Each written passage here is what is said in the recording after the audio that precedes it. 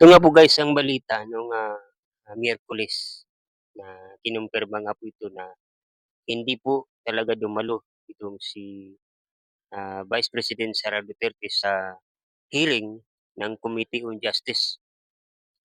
Hindi po natin alam kung bakit, takot na takot itong si VP Sara na dumalo sa hearing.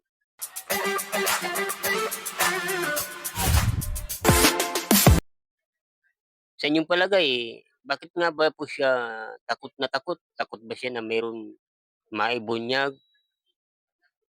Takot takot ba siya na baka meron na naman siyang masabi na iba?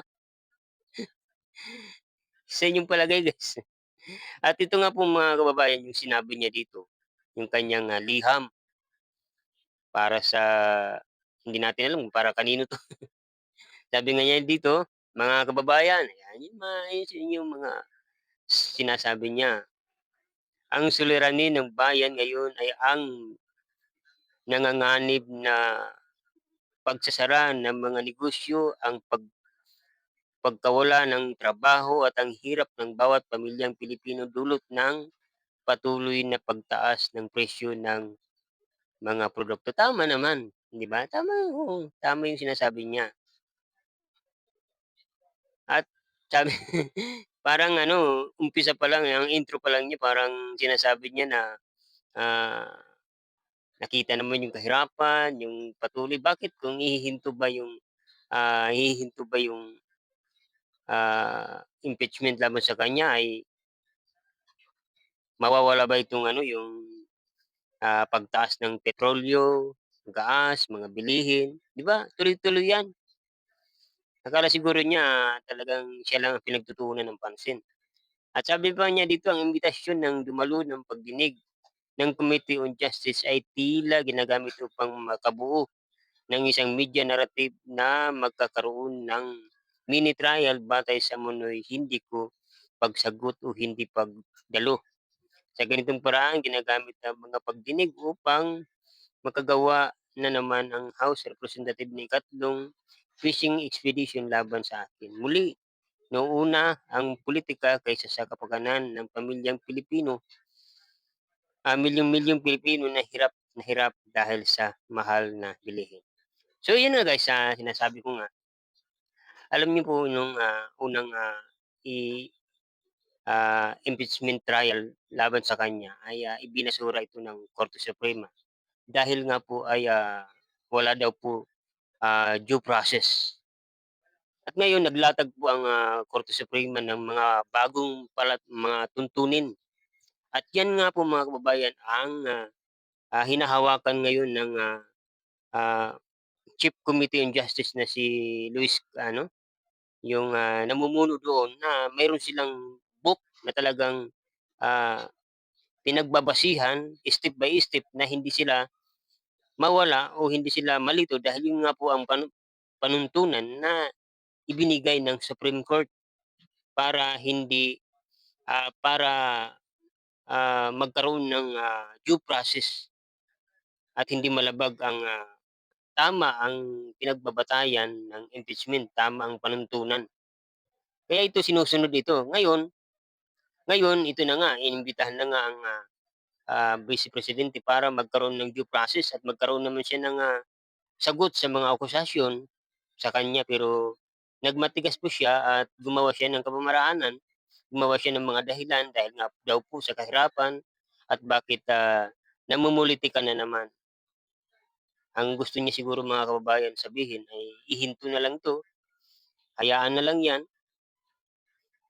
dahil nga po ay, nandito tayo sa, matinding kahirapan, pagtaas ng mga bilihin, pagtaas ng, petrolyong gas at saka yung, giyera ng gitnang silangan. Bakit kung ititigil ba itong impeachment ay, titigil ba ang giyera doon sa Middle East? 'Di ba hindi. Babalik ba sa normal ang, mga bilihin, mga pamasahe? Dahil yun nga ang sinasabi niya at ang akala niya mga kababayan itong mga member ng House Committee on Justice ay yun lang ang pinagtutuunan ng pansin. Hindi po talagang nakatutok din sila sa mga iba't ibang mga bagay lalo na sa problema sa ating bansa. Doble kayod po sila, double, anong tawag dun mga kababayan? Doble kayod sila mga kababayan. Kaya nga sa dito sinasabi niya, malinaw na walang patakaran, oh, 'di ba? Malinaw daw na walang patakaran na nagsasabing kailangan personal na dumalo ang respondent sa impeachment complaint sa mga pagdinig ng Committee on Justice. Sinasabi na nga po ng Korte Suprema na kailangan magkaroon ng due process. Ibig sabihin, puwede niyang sagutin doon pa lang parang mini trial na sabihin niya kung ano ang kanyang, sagot sa mga tanong sa kanya para magkaroon ng due process. At ang pinakahuli sabi niya dito, gusto niya itong ibasura dahil wala nga daw po itong basihan. Ngayon mga kababayan, kung gusto pala niya itong ibasura, bakit hindi siya dumadalo? Kasi kapagka hindi ka dumalo sa mga gano'ng hearing, ibig sabihin, talagang naniniwala ang, taong bayan o ang mga House Committee on Justice na meron ka talagang pananagutan. Kasi kung gusto mo maibasura ang, impeachment laban sa kanya ay dapat palagi siyang dumadalo at sinasagot niya ang mga tanong. Pinapatunayan niya na wala po siyang pagkakamali. Sagutin niya yung, piatos, Mary Grace Piatos, 'di ba? Gano'n lang mga kababayan. Ngayon, ano bang balita dumudulog sila sa Korte Suprema na ibasura, kumbaga magkaroon ng TRO at itigil ang, investigation sa House Committee. Sa tingin niyo ba papanigan ito ng, ah, Korte Suprema na samantalang ang Korte Suprema ang siyang bigay ng mga panuntunan para magkaroon ng tamang procedure ng impeachment trial laban kay VP Sara. So malinaw po 'yan mga kababayan. Kaya sa tingin ko hindi po ito kakatigan ng Korte Suprema dahil nga may mga bago na po silang inilatag na mga panuntunan na hindi po lalabag sa karapatan ni VP Sara at magkakaroon ng due process na sa tamang, kapamaraanan ng impeachment trial. So, ngayon guys, hindi natin alam kung ano ba mangyayari pero abangan na lang natin mga kababayan.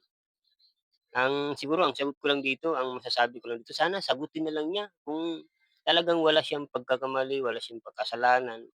Sagutin niya sa hearing ng Justice Committee para ito'y may basura, 'di ba? Para may basura na yung impeachment trial at, makita na wala kang pagkakamali, 'di ba mga kababayan? Yun lang. O sa tingin niyo po mga kababayan, ano ba ang masasabi niyo dito sa pag-iwas ni VP Sara sa mga hearing ng Justice Committee? Lagay niyo lang po sa comment section. Maraming salamat po sa inyong, panonood at ako'y magpapaalam na. God bless you all.